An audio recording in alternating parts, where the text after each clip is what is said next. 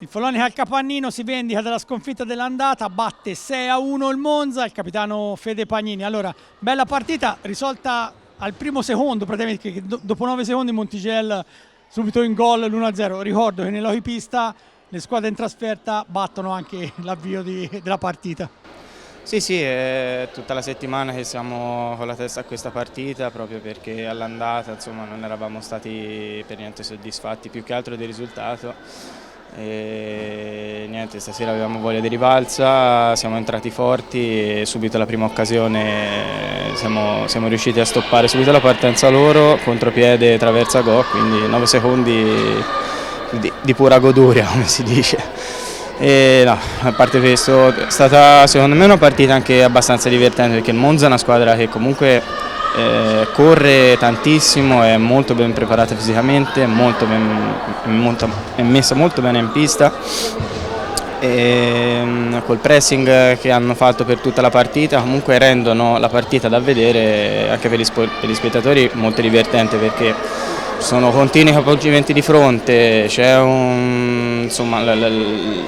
azioni una dopo quell'altra, non vedi mai possessi troppo lunghi o comunque squadre molto impostate in difesa che poi rallentano anche un po' il gioco per non voler rischiare. Qua si gioca a viso aperto e poi niente, se sei bravo a capitalizzare le occasioni la porti a casa anche con un buon vantaggio.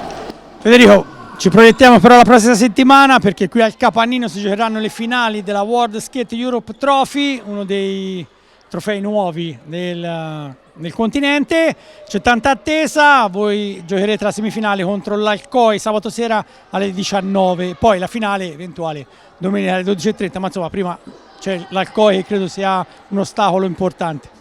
Sì, ora noi e l'Alcoy probabilmente anche Cutrano un'ottima squadra, anche il Biasca, dico male? Sì, no, il Biasca. Okay. Sono comunque tutte squadre, siamo comunque tutte squadre di buon livello e affrontare subito l'Alcoy ci mette subito con la testa verso l'obiettivo, con la concentrazione a 1000 e sappiamo che ovviamente non si può sbagliare, specie perché siamo in casa e quindi senza metterci pressione addosso, ma siamo consapevoli che dobbiamo fare bene e possiamo fare bene, quindi la vogliamo sicuramente difendere con le unghie e con i denti e porti alzare al cielo la prima trofea.